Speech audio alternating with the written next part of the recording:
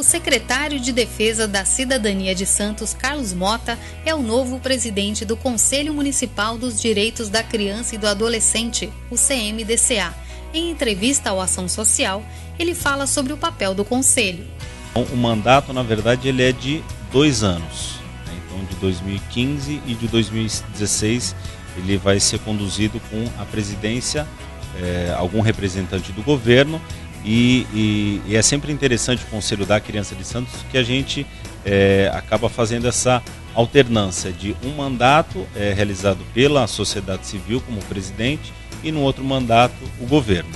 Então o Conselho ele tem a função, a sua competência ela é constituída tanto pela Constituição Federal quanto pelo Estatuto da Criança e do Adolescente, que regra na verdade qual é o grande objetivo do Conselho é controlar e deliberar a política pública municipal que tenha no seu eixo a criança e o adolescente.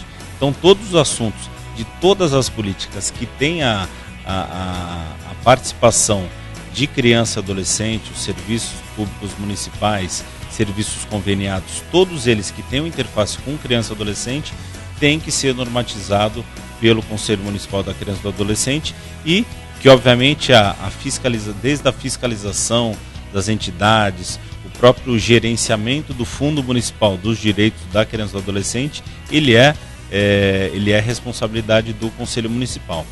O Conselho Municipal funciona principalmente em suas Assembleias Gerais Ordinárias, a gente já trabalha num cronograma historicamente desde 91, funciona todas as primeiras quinta-feiras do mês, das 8 até as 13 horas aproximadamente, são realizadas as Assembleias Gerais Ordinárias. Minimamente ela tem que ser realizada uma vez ao mês. E o Conselho é composto, além da diretoria executiva, das câmaras setoriais. Então a gente tem Câmara de Relações Públicas, Câmara de Legislação, Câmara de Planejamento e Projetos e Câmara Financeira, que dá esse respaldo das ações do Fundo Municipal e passam qual a saúde financeira desse fundo. Carlos Mota explica que o fundo do CMDCA é destinado a projetos sociais de entidades credenciadas.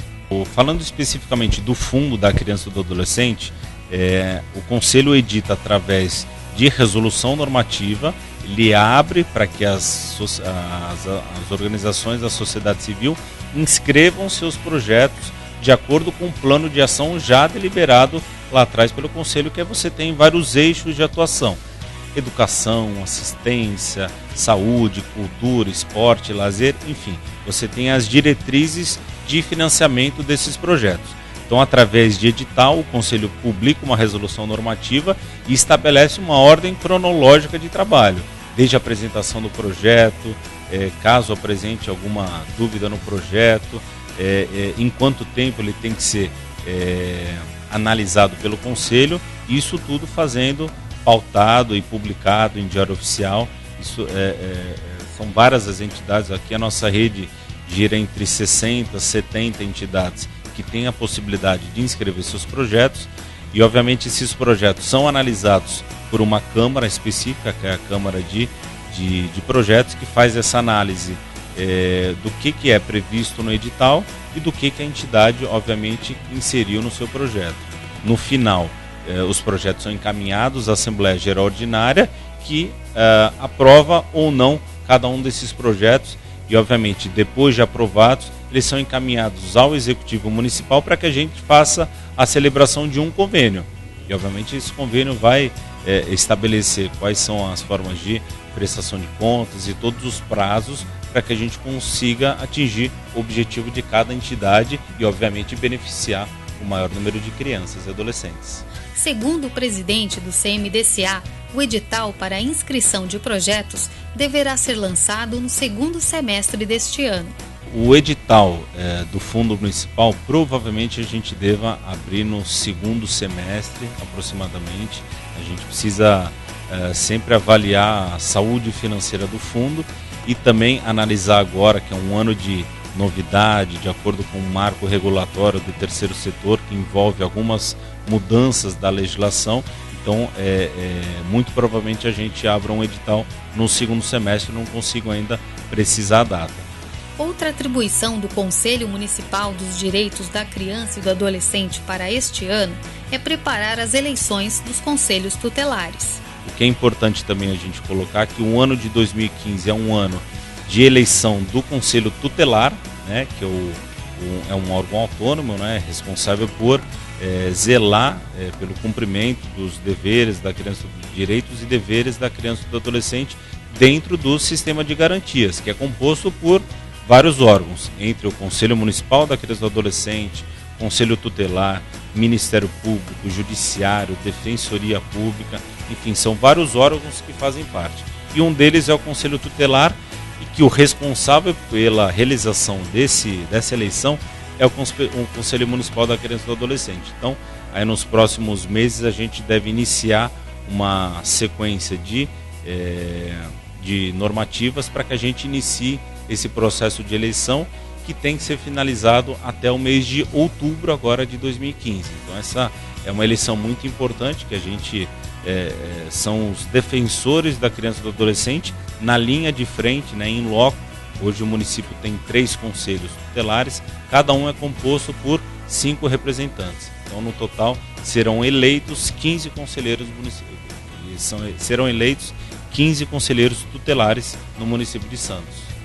E o que é preciso para se candidatar a conselheiro tutelar? Olha, são vários os requisitos. Primeiro, ele precisa ter a maioridade civil, né? Então são 18 anos. O que o conselho exige, o que o segmento criança e adolescente exige, é que ele tenha um tempo de experiência comprovada em serviços que envolvam criança e adolescente. Então ele tem que ter sido, tem que estar inserido dentro do sistema de garantia de direitos em alguma tarefa, que ele vai comprovar isso mediante uma declaração, ou mesmo comprovação em carteira de trabalho. São vários os formatos que a gente vai estabelecer em resolução normativa. O presidente do CMDCA explica que o imposto de renda é a principal fonte de arrecadação do fundo por meio de um projeto chamado Destinação Criança. O Fundo Municipal da Criança e do Adolescente, ele é gerenciado pelo Conselho Municipal, né? São várias as fontes de arrecadação do fundo, mas a principal é do imposto de renda, tanto de pessoa física quanto de pessoa jurídica. Então, pessoa jurídica, aquela que faz a declaração pelo lucro real, pode destinar até 1%, e a pessoa física somente a que faz pelo modelo completo. Essa pode destinar até 6% do seu imposto de renda devido. Então, a pessoa, hoje é muito fácil, a pessoa acessa o próprio site da Prefeitura, www.santos.sp.gov.br/CMDCA. Então lá ela já encontra o campo de arrecadação, ela já pode inserir seus dados e gerar um boleto. Então esse boleto, sendo pago, ele já cai direto na conta do Fundo Municipal da Criança e do Adolescente. Por outro lado, o conselho, que é o responsável por esse fundo, além de gerenciar entrada e saída de recursos, é o conselho responsável por elaborar os editais que vão nortear aonde esses recursos vão ser utilizados.